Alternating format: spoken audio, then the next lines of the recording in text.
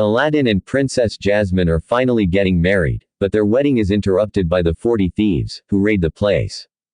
The bride and groom, along with the genie and others, successfully fight the thieves off, but the wedding is still ruined, as the pavilion has been destroyed.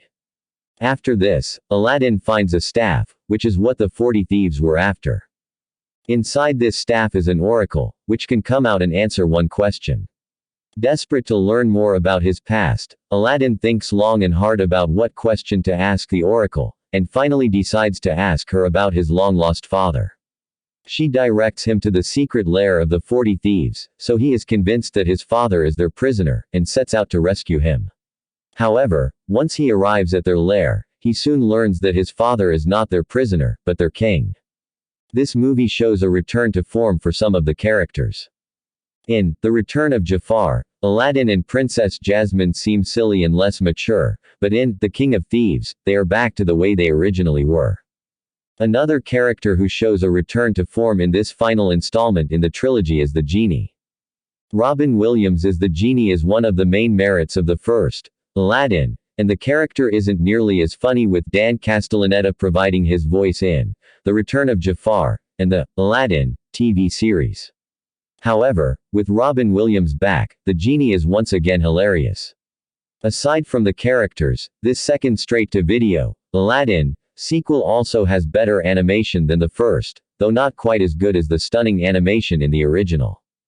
I must confess I didn't like this movie quite as much the last time I saw it as I did when I saw it last year, which was the first time I saw it in many years.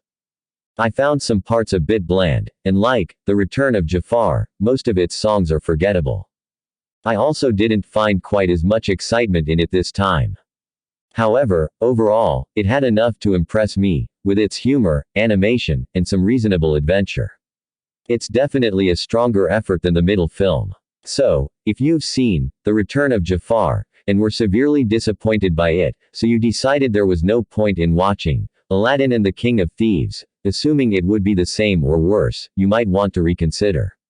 While not nearly as good or memorable as the original theatrical film, it could be worthwhile. After the success of Return of Jafar, it's no surprise that Disney released a second straight-to-video DVD, Aladdin sequel, with the big bonus this time being that Robin Williams was tempted back to voice Genie. You would imagine then that this would be the better of the two sequels, but sadly this is let down by a needlessly complicated plot that seems to drag on.